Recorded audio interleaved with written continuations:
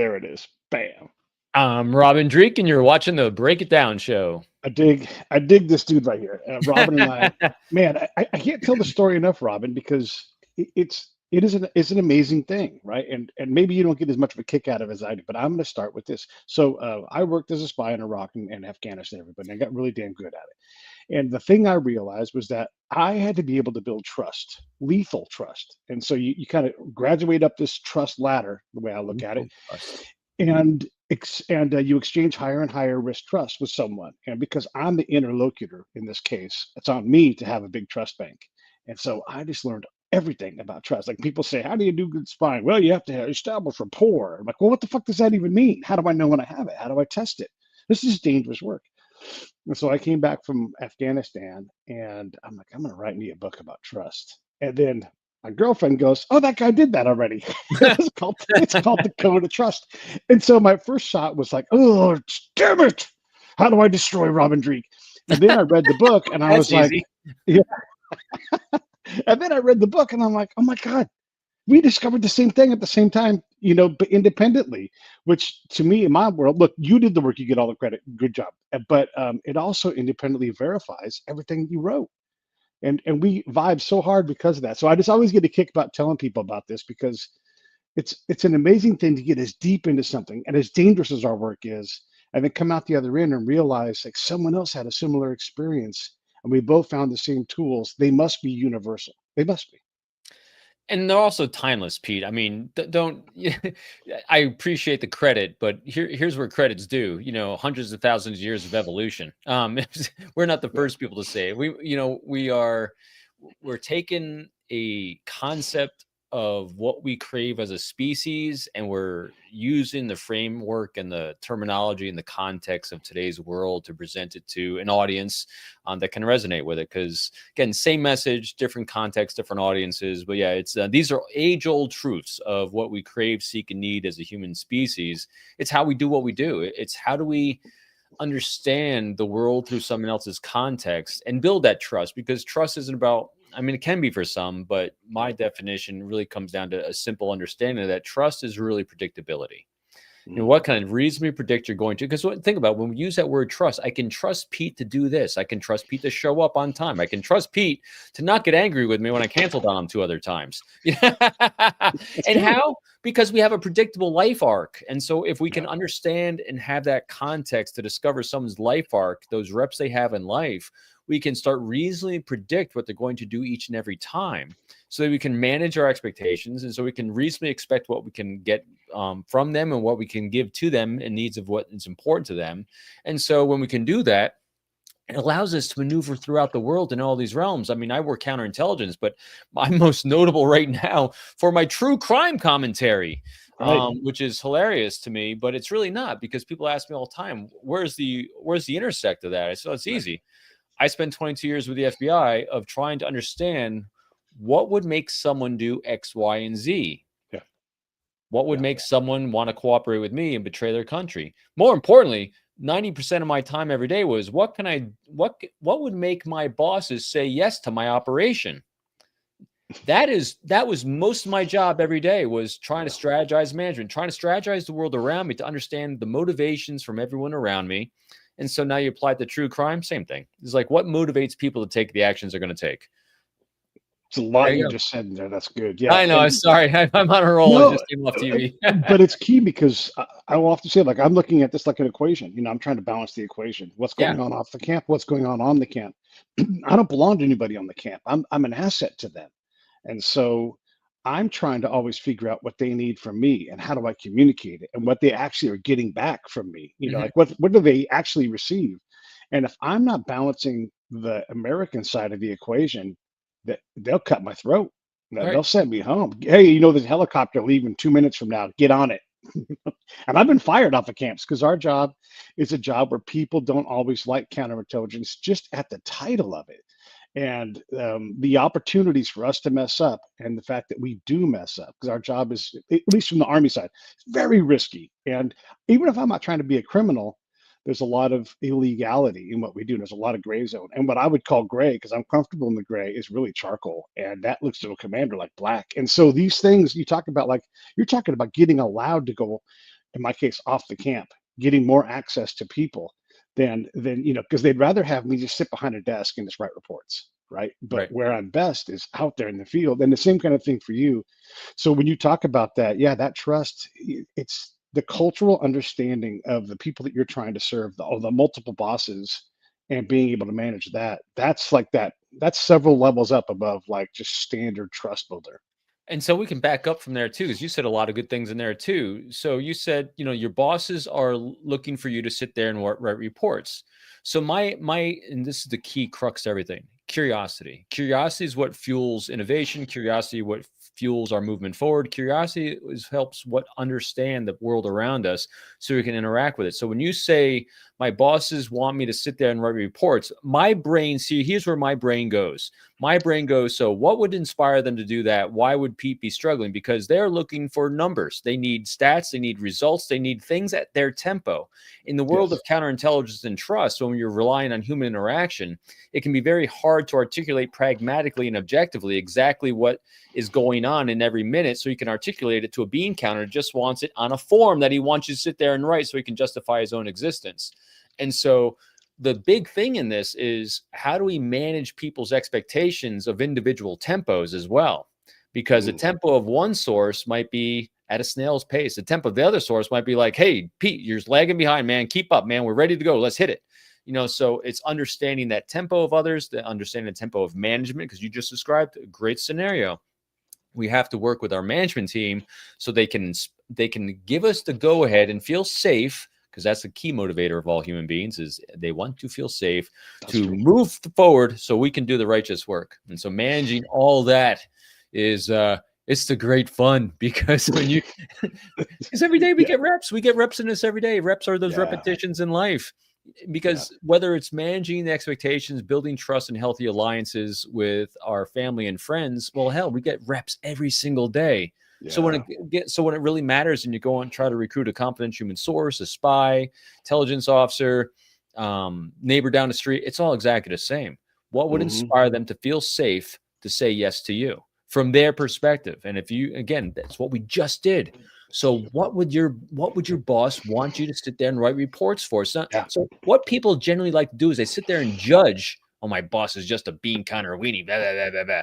No, there's a reason why he's doing that, because for some reason he feels safe with that mandate.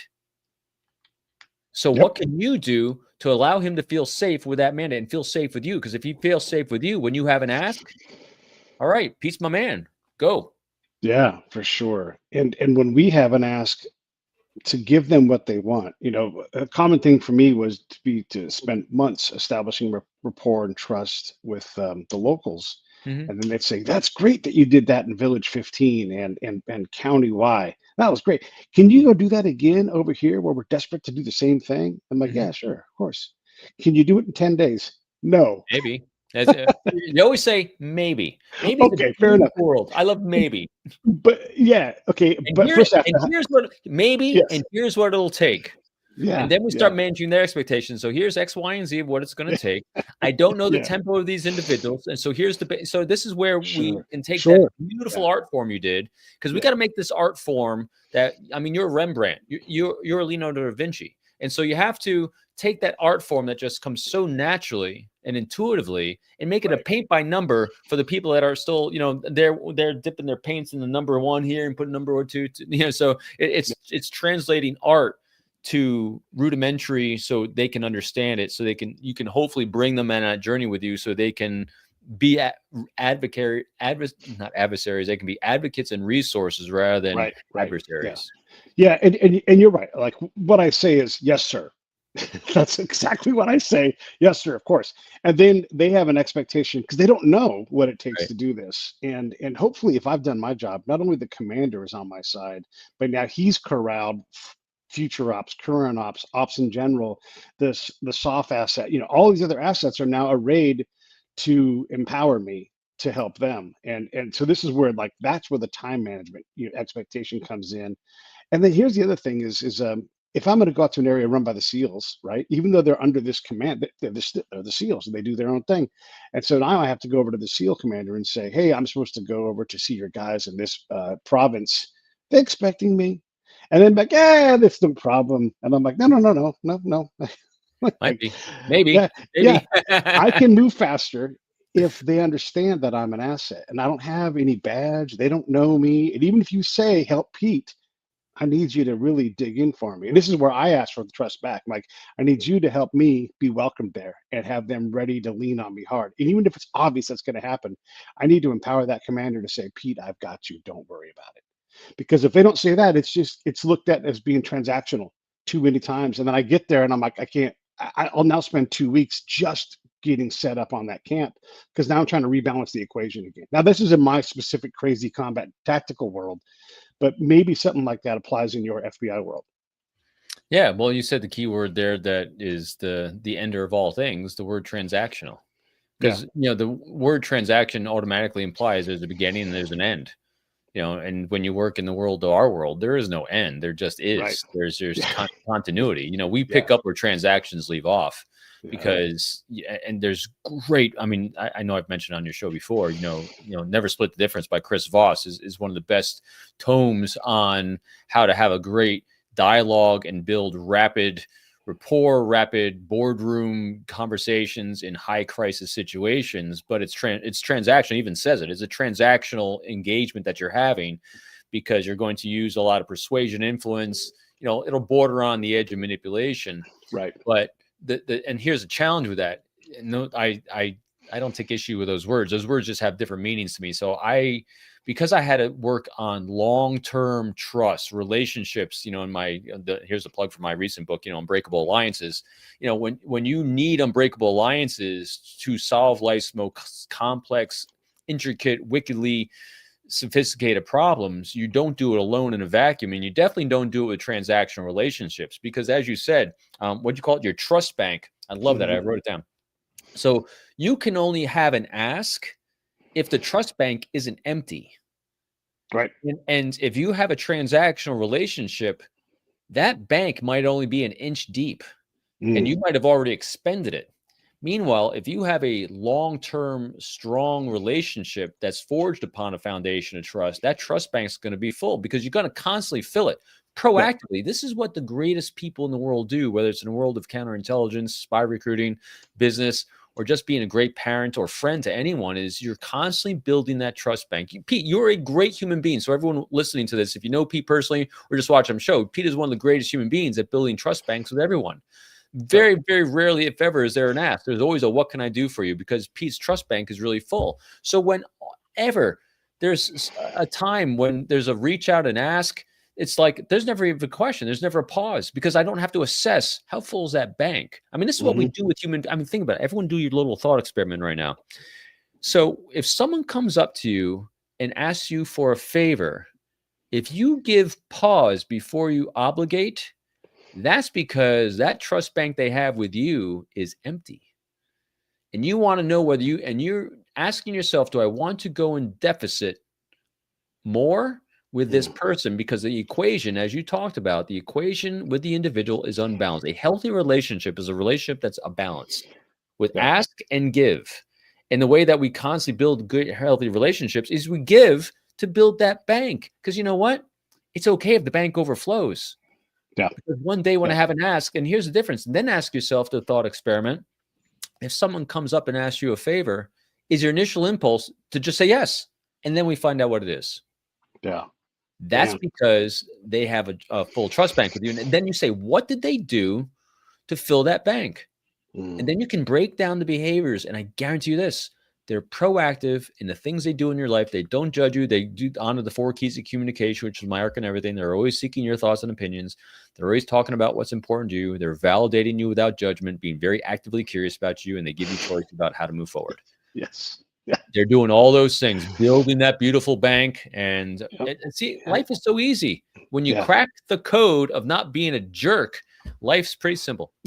Yeah. That trust bank, it's credit. And so I'm going to extend a new person credit just because I know I've got plenty of trust Yeah, in my bank, right? And if I get burned, I just do like the actuarial, I just write it off. Beep. yeah, Oh well. Oh yep, well. It's like, yeah. and so I'm not starting at will you come and grab me and take me into your compound, shake, Bob. No, I'm not starting there because I'm not insane and scofflawing and ignoring all dangerous. But if I got to that point quickly because I know the path, okay, I might do that. Now that's not for rookies, but someone who deals with this, you do get more comfortable with what, as that level of risk goes up with the trust you're asking, if it's a big financial ask, whatever it is, yeah, they already need to feel safe with you. They Hmm. already need to have these things. And sometimes when you hear that pause, that's the time for us to back up. You know what? Hold on a sec. Let me just make sure you understand why I'm asking this question. Or whatever that thing is, Yeah. maybe you need to give your bona fides, or maybe you need to ask them something about where they're at and what's important to them. Because it's easy to get wrapped up in our own mission. Like, wait, hold on a second. I'm asking you for access to your patrols. I don't even know what you guys are doing out here. Help me understand your mission. And then you get them talking about them, and then you can find out where there's some hooks to get into them, not to manipulate, like you said, but to just understand, like, okay, so if I can help you do this while I still do my job, that's valuable to you. And they're like, yeah, of course. Oh, we always want to know this. We don't have time for that. Or the thing I always say to operators, right? I'm like, I'll handle all the report writing. You guys don't need to do that. And then they're like, wait, what? Hold on. You're gonna write all the report. I'm like, yeah, I'll write all that stuff. Don't I worry about want you that. in my life. Yeah, right. You tell Exactly. me Yeah. doing the writing. Oh man, you're in. If I get the chance to pre-deployment and go out with an ODA, a Green Beret team or a SEAL team, I guarantee you I'm going to try to get someone laid in the bar, because if I'm valuable, but here's the thing, right? Like, it's not about me, it's about you.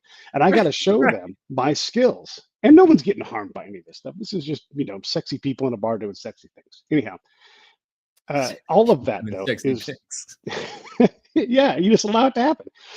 Because if I can show these guys, because it's all murder boards in the SEAL and Special Right. Forces and Delta world, all murder boards. And so if I don't get a chance to do a murder board, I got to do it live, and I got to show them that I know what I'm doing. Right. And then I'll just say, like, here's what I'm going to do. I'm gonna try to get one of you guys who can get laid tonight and doesn't want to have to work hard. All right, let me go do it. And then if I'm doing my job right, she's happy, he's happy, I'm happy, everybody wins. And it's what you get on the Break It Down show. You get it all.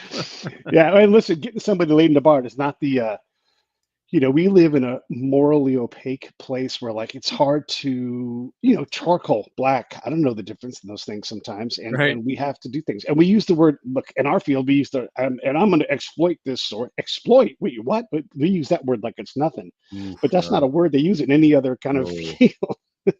And I don't. You can't. It's you're in a combat zone, and I wasn't in a combat zone. I'm in the combat zone of diplomats, Right. and you start even thinking of that word exploit, and you're going to be plague to Oh, everyone sure. because Yeah. that kind of because in order to use the word exploit, in order to think in terms of manipulation and things like that, you in order to do it, if you are a human being with a conscience and empathy, in other words, you're not psychopathic, that means that you have to objectify the human being you're going to do these things to, and then you give off a lot of leakage that you view them as a tool and a screwdriver in your life, and so no one wants to be a tool or a screwdriver, and Right. because as soon as you do that, it does become transactional. People will do it Yeah. for money, they'll do it for a short-term thing. They're not doing it because they have a relationship with you and they feel indebted to you, they feel there's a bond with us, and so, which is fine. Again, I don't go into the realm of right or wrong unless you're taking the life of someone. Sure. So other than that, it's pure context of what you need in a situation. And so there's always I always think in terms of cause and effect of the behaviors that we have and how they're regarded by others and how they're interpreted by others and how others are going to respond to the things we do. Because again, that was my job and still is my job. So whether it's recruiting a spy or trying to understand why people want to assassinate people or kill people or do horrendous things to other human beings, there's always an arc behind it. It's never just Yeah. 0 to 100. Yeah. No, you're right about that. Yeah. To keep this positive for a little longer, because it's quick to get dark with this stuff, I was Well, I'm thinking very about positive. this. I know you are, but I want to let's just go down this road. Okay, so I've realized that because of the way we approach our work, our networks build without us even realizing it. They expand. We do shows, we talk to people, we interact with folks, and this was important. It's something I realized in an earlier version of this when I was in Iraq. I'm like, oh my gosh, they talk about us. I'm known in their villages. And so when I show up, I'm not just person X. I'm like, oh, that's that Pete guy. And you become known. And so because of that, if you continue to work in this positive fashion that we like to work in, I'll get calls. I don't know about you, but I get calls for the wildest things, like I'm the equalizer or something. They're like, "Hey, I'm having this problem. Maybe you'll know somebody," or whatever. And the Hmm. chances are, I often do know somebody, Right. or it's I can get to know somebody pretty fast if I'm inclined to help that person. But it's amazing to me how, partly because of my ridiculous show, but how connected I am, even when I think I'm not. I'm like, oh my God, there's a whole field of connections here that I just haven't plugged into, but they're right there. And all I have to do is make 2 phone calls, and that whole grid comes alive. And now I'm connected. And I'm talking, Robin, some crazy situations where I'm Yeah. like, I cannot believe I'm in this room. So it's because you live in default of building trust banks everywhere you go, Yep. because it costs you nothing but a little bit of bandwidth and Right. kindness, grace, generosity, and the greatest emotion you can exhibit to another human being that is willing to do something with you, even have a conversation with you, is gratitude. Yeah. Oh my God. I mean, you can see my reaction to it. It is so uncommon these days that someone will give you an expression of gratitude. Every time I do something, I try to go far out of my way to just express the extreme gratitude, like over the Yeah. top. I mean, and it might even come across as insincere if you get it the first time, but it's so genuine because no one has to give you their time. That's right. And especially in a time period like we are now, where there's so much ghosting, there's so much ignoring, there's so much just chaos all over the people, all over the world. You don't know whether you're dealing with a human being or an AI. You have no idea. And so the fact that another human being will give you the time of day, make an Yeah. effort to make a deposit into the trust bank, it just fills me with such gratitude that I'm like, oh my God, there's a living being that gives a shit. I'm Yeah. in. Yeah. Yeah. Yeah. And yeah, it's hard to describe this, but I'll I'll be presented with a situation where I can help someone, whether I realize it or it's brought to me, and I'm like, oh, okay, I'll help with that. And there's something in there that's a multiplier. Again, like because we're working good faith, and I know that if I plant seeds, like people often ask me, like, how do you make money with the show? And I'm like, I have no idea. Like it doesn't produce money directly in a way that makes sense. But Right. then a check will show up, and I'll just look at this check, and I'll just think, this is like a miracle check. Like It's a it came miracle. from nothing. It came. It put it's because Right. I talked to someone on the thing, and they weren't even attached to the show. And I'm like, oh, how did I get this hunk of money? And Look, it's I not a can eat this lot. week. Yeah, right. No, and it is always on time. Like if you give me $250 right now, not an ask, but if you give me $250 right now, I promise I can spend it right now. Like, I'm just a scupper for money. I just have it in my account for half a second. It goes right back out. But um, I've realized that this trust bank, this credit system, accrues a lot of dividends. And so my Mm, show gives me dividends as opposed to direct cash like you might want it to, right? And there's something about that philosophy, and I don't know how long it takes to build it, but it is a miracle that when that money comes from something and someone just says, and think about gratitude here, Robin. Someone will say, Pete, 2 years ago, you introduced me to so and so, and that turned into me making a bunch of money on this deal. And so I wanted to give you a little something for it. Thank you. nice. And I'm just like, why? So Where, along how did this happen?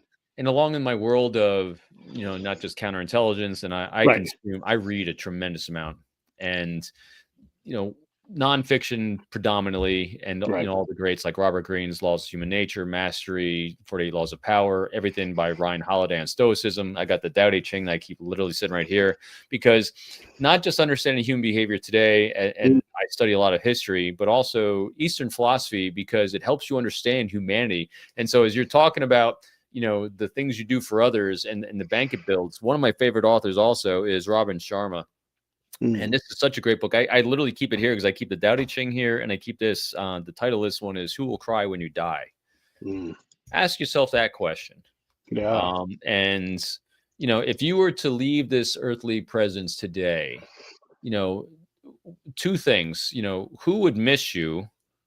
What would they say about you? But if you were told that you had 3 hours left, what would you do with it? right. I guarantee you it's having a great conversation, a great dialogue where there's laughter, joking, and just great warm feelings with the people that mean the most to you. And you won't be talking about what you're doing in the way of making money around these things. And so it's actually you're just capitalizing and and just having a great time doing all you can to build that trust bank up with them, because you want to leave them with all you can in the way of just great hope, great inspiration, and great feelings about themselves and who they are in the world. And so if you don't have that, ask yourself, what can I do to be that? Who, when you look forward to that one person walking around the corner, what are they doing to inspire you to feel that way? And then are you doing that for someone else? So it's a good read. He's also the guy that wrote the book, The Monk Who Sold His Ferrari, another good parable on life. Good author on just good reflective things, especially in the world. And so here's the other thing too, same positive. We're in a lot of chaos. Yeah. But the world's always been in chaos. There's nothing new. Our ability to know about all the chaos is what's changed. But the threat against each other as a species and a way of violence against human beings is at an all-time low as a species. So as bad as it is, it's super bad because we know about it. Online echo chambers and this whole new thing of what was it called? Oh my God, the study by Rutgers was scary as hell. It's assassination culture. Yeah. But yeah, we'll stay positive. It's crazy. It's a crazy new realm in the world of criminal profiling and things, because it's definitely an add-on to lone shooters. It's definitely a different ad of what's been going on. Anyway, positive. Well, let's dive in a little bit though, because Charlie Kirk presents an interesting case. There's a lot of things to say about it, and you can see our national confusion about this. So here's the thing that I know without knowing Charlie Kirk, but I know people that are connected to Charlie Kirk, and to a person.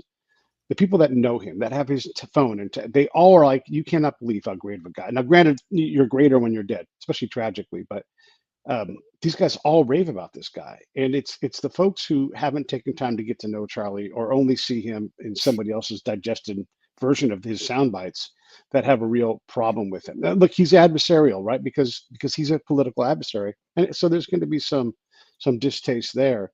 But the person that people are crying about, they're crying about this person who poured his life, his love, his religion, his beliefs into that. I have no specific opinion about Charlie Kirk, because the reality is that he died a week ago, and a lot of people have been murdered senselessly and needlessly and tragically since then. And that machine doesn't stop, right? So yes, he gets a lot of attention, and we've already forgotten about the girl killed on the light rail in Charlotte, and we'll continue to move on because this is what happens. And it seems today, in this pain right now, that there's more political violence and chaos than ever.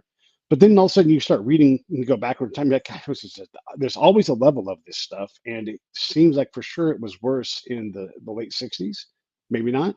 But yeah, I don't know. Like, and it's always easy to portend to bigger things. But when I look at the man that Charlie Kirk was, that I experienced through other friends, he's a wonderful person. I'm going to let that be the answer.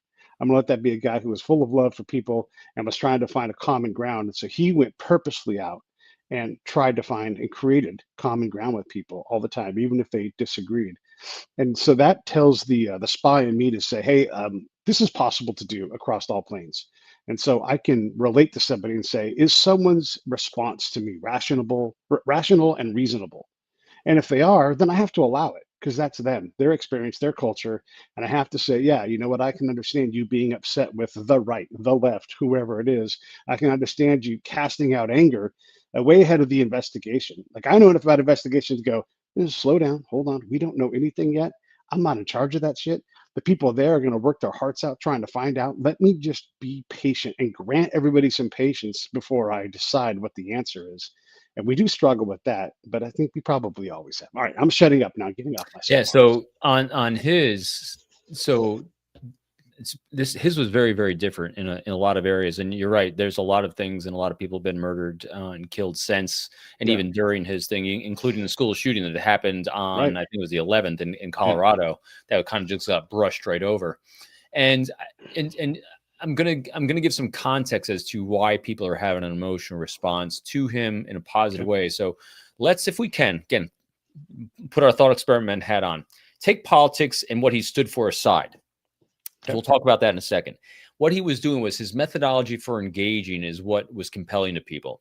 And that was, he was using a Socratic method for asking questions and for discovery. And so instead of, and granted, no one is doing everything they do in life at 100%. So there's times when he was very preachy, when he was very opinionated, and he'd tell you what he thought. But What he was doing more than anyone else in that sphere, especially at that age group, was he was asking questions. And the questions he was asking was, he was challenging you, not challenging you like you suck. He was challenging you about what your belief system was and what it was that made you believe it. And when you're taking, when people are consuming sound bites and cliches and just regurgitating what the algorithms on social media are feeding you, there was nothing below it. And so what he was resonating with was, and so this is where here's something very positive. Hmm. He was forcing people, no matter what side you're on, his side, another side, it didn't matter. It was all the same. He's forcing you to understand what your personal belief system was and what it was that made you believe it. He made you think deeper about things instead of just secreting garbage in, garbage out. And so Right. even if you still believed in the same things, now you understood what it was about that you believed. And you could differ with him on that too. And that was fine. You'd see him do that. Again, I'm just giving a paintbrush here because there's times when he wasn't. But in general, this is why he went on college campuses. His mission, and it was stated, if you go on to Turning Point USA, I believe I've had to do such a deep dive on this because of being on TV with us a bunch. Right. Not because of the political side, because of the murder side, the assassination side. And so it's a very clear messaging that he had. And then he had a way in which delivering that message. One of the things he wanted to do was challenge the people of Gen Z and all the generations really to start thinking and not just regurgitating algorithms and groupthink. And so that was the mission. And that's his methodology for doing the mission. So then when we shift it, he was, in that study that Rutgers just did, came out in April, which was this assassination culture that's really gone up in opposition of him, basically. In this one case, and you have Luigi Mangione that took out the healthcare CEO. And so what's happening is these people, differently than what you and I experienced in the world of terrorism, Right. terrorism sells in online terrorism and was called online radicalization when you're fearing Al-Qaeda and ISIS and all those things. They were being recruited because they're feeling disenfranchised and they're not feeling connected. And so they were making themselves emotionally susceptible to being recruited by horrendous people doing horrendous things to give them the number one thing that their target is. These people didn't feel purpose. What's happening now with this study, this is not me saying, this is the Rutgers study saying this, is that people are being self-radicalized for all the same reasons. They're going down the path of isolation, basically, because people are judging them around them in their lives because they don't quite understand. They start out very curious. That curiosity is completely squashed because you got to believe what I believe, and if nothing else, then I hate you and blah blah blah.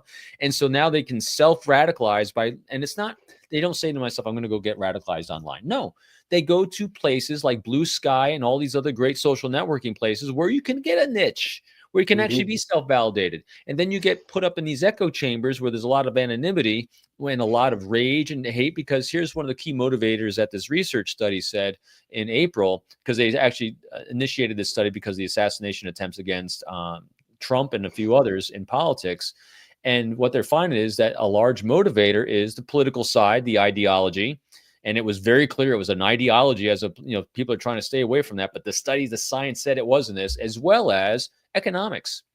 This generation, Gen Z, does not feel that they're going to have a chance to be as good off, if not better off, than their parents. Yeah. That's bone crushing. When you combine that with the horrendous effects of the pandemic, you got a large swath of a population without purpose. No purpose, nothing to lose.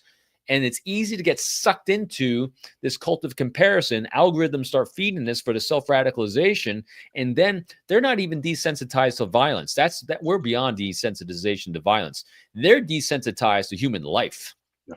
Yeah. And so that's where this whole escalation comes. And before, with lone shooters, you get lone shooters are generally, there's a triggering event. There's an arc, an escalation of anger, disenfranchisement.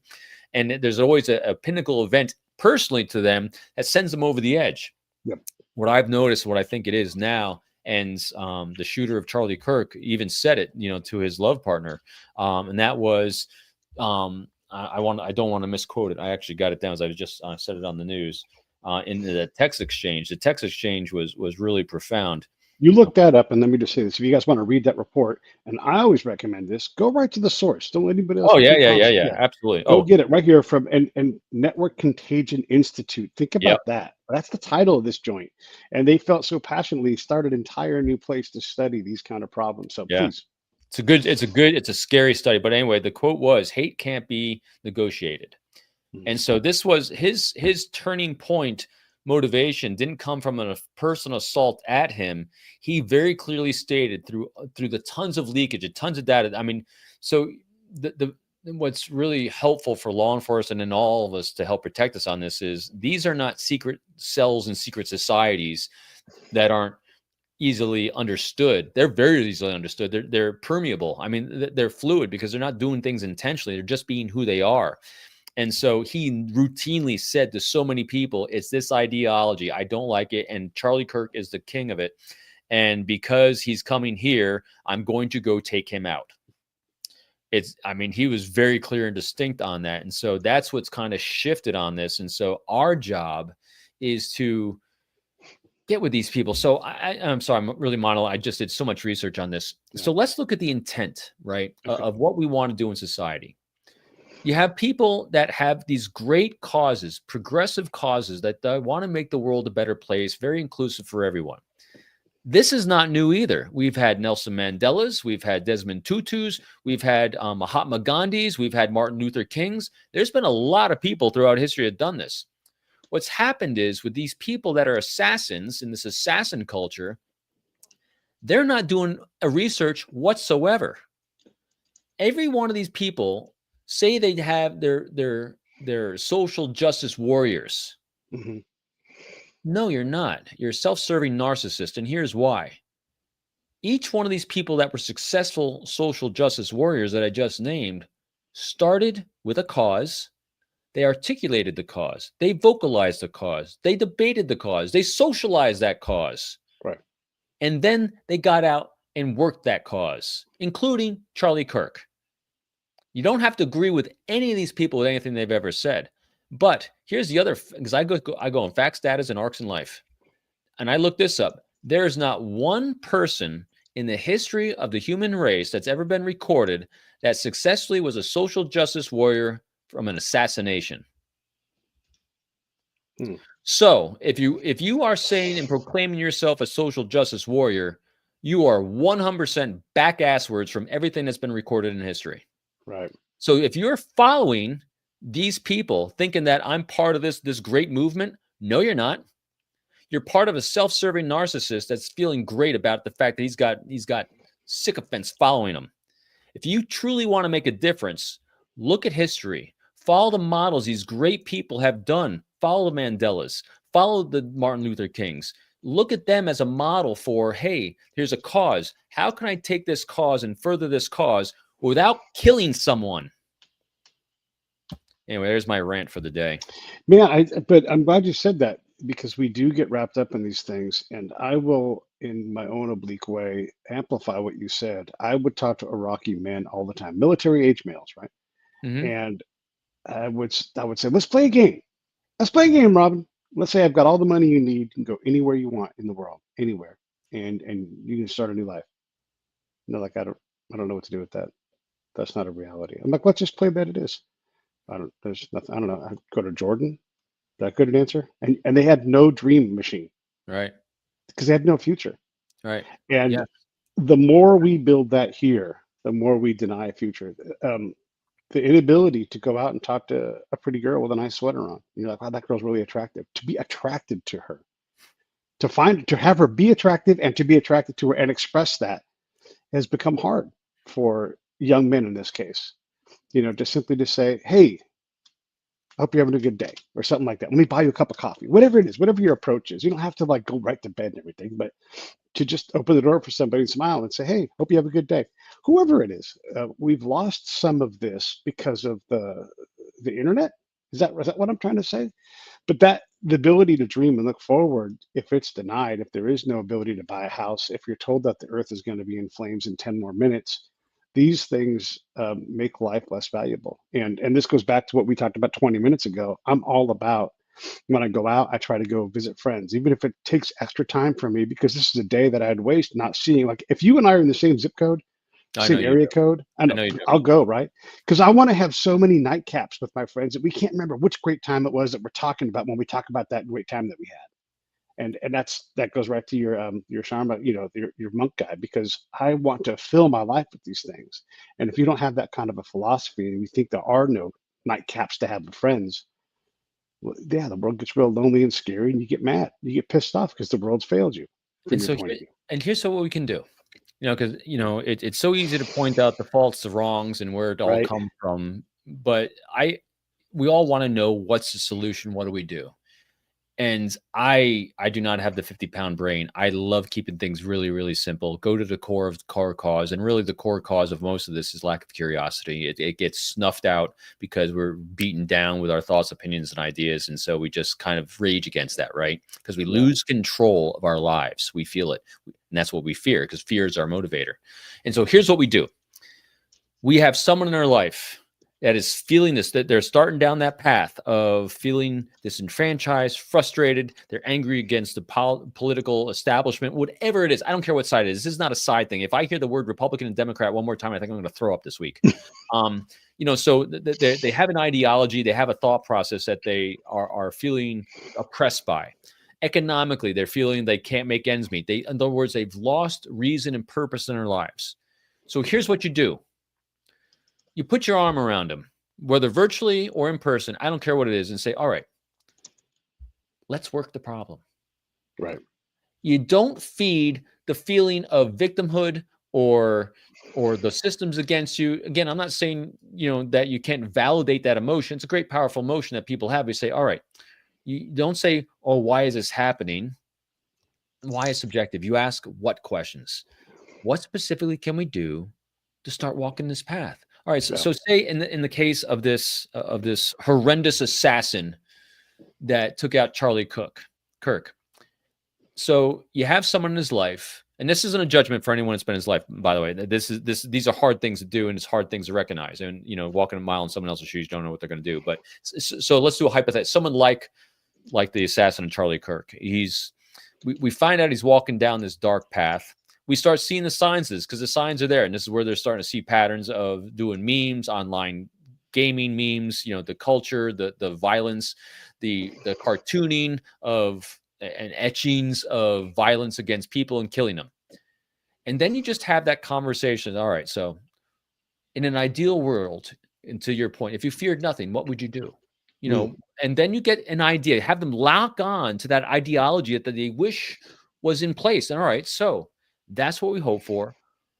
What can we do now? Well, let's look at some history. Let's look at who's done this before. And you start their mind yeah, working rather than reacting emotionally. Let's get the higher brain engaged here. What can we do? And then you can look at and say, hey, you don't like Kirk.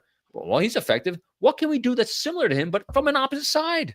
yeah, yeah, So, and then if we can just sit with people and help them work their problem, then you have that network. Then that trust bank goes up, and their need and desire and ability to fall in to these horrendous algorithms that keep feeding the narcissistic violence that sells ad space and the people around it in these echo chambers of our own negative confirmation bias starts fading away. And this is why people, whether you like Charlie or not, resonated, because here's what goes on in our brain. When we actually solve a problem, when we actually come up with an understanding of why we think a certain way, and even if it's opposite of the person with us, how do we feel internally? yeah, We feel good. Our yeah, dopamine's flowing, serotonin, oxytocin, all the pleasure centers in the brain are firing because we just solved the problem. We worked a solution. We're being positive, like, wow, I can actually fix a problem, not just myself, but with Pete. I got yeah, some trust bank going here. Let's yeah, work on the next one. Anyway, yeah. I'm monologuing this all day long, man. I've been on a tear just looking at this and figuring this shit out. Well, we need people to figure it out. We need people to talk about different approaches, because if you start with so and so, I want them to die, and they're a political adversary, that just doesn't lead to a good place. So how do we replace that with something else, And ultimately, and I say this all the time, but I don't care who the president is. That doesn't impact my life. If I decide to make that left turn and make that 50-mile drive to go see Kelly Lowry, like I'm supposed to do in Bakersfield when I drive by his house, that's more important to me than who the president is. That time I went to my buddy Phil Green's funeral. He passed away from ALS, and it was wonderful. We told great stories about him. Was that convenient? No. Was it wonderful? Yes. And I didn't have to have my phone. I didn't have to have an algorithm. I just went to this winery and had a great time with his friends and his family, and we celebrated. And you don't have to just go to funerals and weddings. You can do this every day. So it's a good thing. I wanted to if And we you also, can, let me interject that too, right there, please. because Pete, you just indicated a very, very key thing to human beings. Also, one of the reasons why you have such a sharp memory for all these things is because they're not average. Mm, They took effort, they took some stress, a little anxiety, yeah. inconvenience. So as a human being, we don't remember average days. We only remember really challenging days or really, really awesome days. And so here's another challenge for everyone. Go make a day and an event you're going to remember.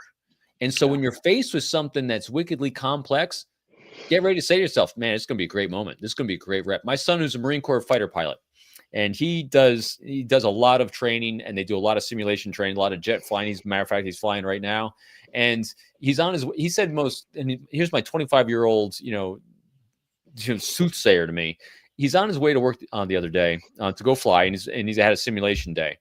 And I said, because I get a call from him before every flight, after every flight. And I said, so Kevin, what are we up for today? And he just says, hey, it's going to be a big learning day. That's I right. go, what? He goes, oh yeah, I have, I'm trying. So the guy's name is Lothar, his call sign. He goes, yeah, I got this guy today. And I said, he's famous. I said, what's he famous for? He goes, oh, he blows up the plane. I go, what? I said, yeah. I said, last time I flew with him, he failed like 7 systems in the jet. So here I am. I'm in the clouds in IMC. It's nighttime. I can't see anything. I just lost hydraulics. I just lost my engine. The oil pressure is gone. The engine's going to seize within 5 minutes. Electrical system is dying, which means my compass is out. I'm flying with a little bubble compass, which is going to die in 3 minutes. And I only have enough fuel for 1 pass. And and by the way, the indication is the tires are blown out on the aircraft as well. and all I can say is, it's going to be a big learning day. It's going to be a big learning day. Yeah. I've got my grand. Not this guy sucks, not whining, not complaining. Right. Where's the problem? Knowing I'm going to learn a lot today. So that's how we approach life. Training has to be harder. Like if I'm training a CI person, I'm on them. I'm pushing them. Okay, that might have worked. Now do it again and do it a totally different way. Because humans are all different, and you got to be able to adapt. I did a thing. So we used to do some of our ops. This is down at Huachuca, and Huachuca's neighbor is Tombstone. So we would do role plays down at Tombstone. And this guy comes up and he wants me to do an SDR, and I'm the mayor of Tombstone. Yahoo! And so I just go sit in the park bench in the middle of the square because that's where we're going to end up. And he walks up, he's like, hey, you, and he talks to me breaking character. He's like, you didn't do the SDR. And I'm like, what are you talking about? and I got to realize, like, you had me walking around the backside of the stores and you didn't give me any damn reason to do it. I'm just going to walk from my office straight to the spot where you want me to be. I'm not going to walk some kind of crazy route. It's just Tombstone. Adapt.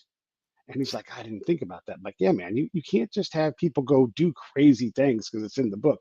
Right. Do an SDR, but figure out how you're going to do it in Tombstone. Tombstone isn't that big, Maybe you're just going to be seen wherever you go because that's what happens. You get seen everywhere. Leif Babin talk about that in the Dichotomy of Leadership. They had a SEAL platoon commander that was struggling, going through BUDS, and it was exactly the same thing. And this guy's a Naval Academy graduate. He's a SEAL lieutenant. And he's about to get kicked out. So Jocko goes side by side, and I know I'm paraphrasing this probably wrong, but the imagery I got from this was this. So Jocko goes side by side with him because I'm gonna get this guy through this training session. He's a good guy. He just was so locked in the SOP that he couldn't think outside the standard operating procedure. And so they're at a very similar situation. So he gets his platoon online or his squad online. And the SOP says to deploy him like this, this, and this. And Jocko's standing right next to him and says, hey, what do you see? And the guy's like set himself up right in front of a building, a big wall in front of him. Yeah. And the lieutenant says, I see a wall. And he goes, what do you need to see? He said, I need to see all my men. And he goes, do you see all your men? No. But the SOP says, no. Do you see your men? No. Then move. Yeah. Put the non in standard. The SOP is what we start with. Right. And then when chaos hits, that's when we have the courage to adapt, improvise, and overcome, and Yeah. call in that trust bank when needed. Well, check this out. So, in our field, in counter intel, placement and access, and you're always looking for a person with that. What I realized in my world, where I had to be, but the rules I had to play by, I had to create the placement and access myself. I Right. had to be the agent because I didn't have time to do these long 6-month things. No, no, no. How do I create access? And that's by creating trust. Trust gets me introductions from local guy to local guy to local guy. If I'm 3 relations in and they're saying my words out loud, oh, you ought to hear what Pete was saying. You ought to hear this. Then commanders too, by the way. But that's the difference, right? And that goes against the rules, but the rules are different in every different place. And you want to know when you're breaking the rules and why you're breaking the rules. And sometimes it doesn't work. But that's what you're trying to do when we do our crazy job. Yep. No, Let good me stuff. ask you this. We have, and this is a steady pace for a long time.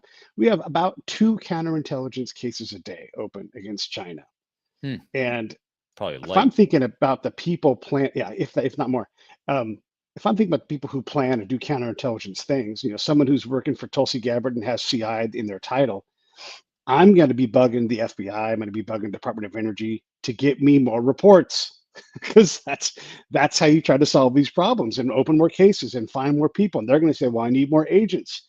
Well, Mhm. then what? And all of these problems cascade down to the guy on the ground is like, "What do you mean you need more reports?" But it's all born out of this desire because we're having to work at a pace that we're not built for.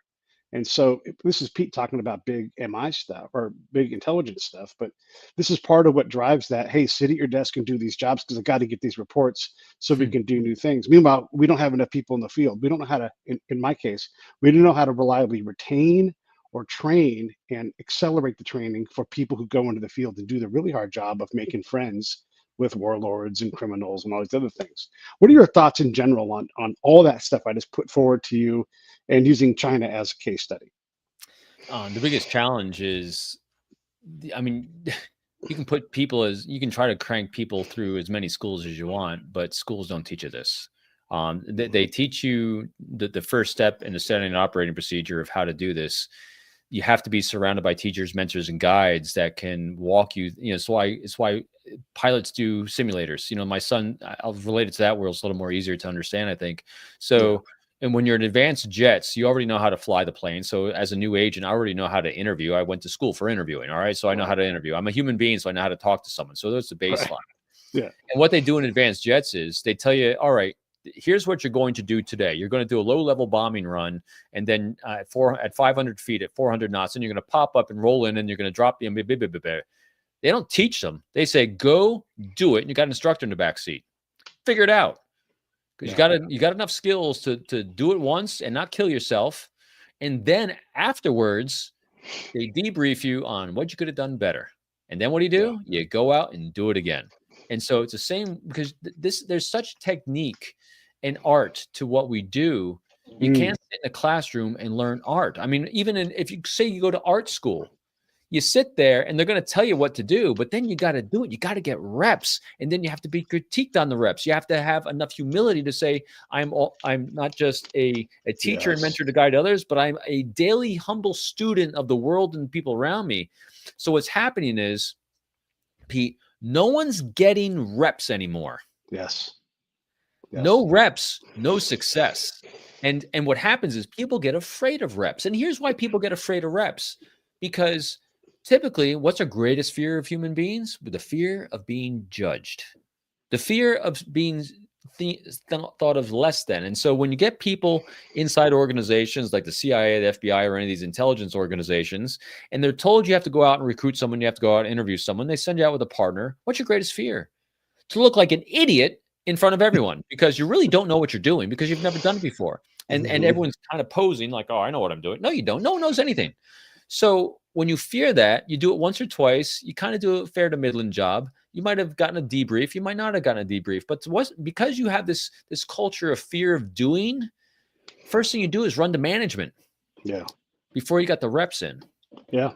No Yeah. That's reps. so And so true. now you're leading and approving investigations, you're approving operations without reps because you were afraid to do it in the field. And this isn't a negative judgment. This is just human nature because the culture doesn't support, we need a lot of people getting a lot of reps with a lot of humility saying, I'm going to learn a lot along the way. Yeah. And that takes time. It took me a long time of caring very deeply and a lot of right timing to be surrounded by amazing teachers, mentors, and guides. I'm still I've been out of the FBI. I retired 7 years ago. I'm still reflecting on what I learned and still having aha moments as I'm saying, wow, that's what going. I mean, it's daily, because every day is a day of learning. And so that's what so to your point, we will never do the job we need to do unless we get the people that care very deeply about learning. Yeah. Yeah. And to even withstand that, I will sit with someone and make them That is better. right. Yeah. But do they have the thick enough skin professionally to take that critique? Hey, I'm on your side. I'm reading your, and you know how this goes. I'm reading your report, and you lost control of this meeting here, here, and here. No, I didn't. Okay. Defensiveness. Well, all right. That's your report. I want to help you. You've got to maintain. You always need to be like, even if you're not speaking, you need to understand what's happening in that meeting.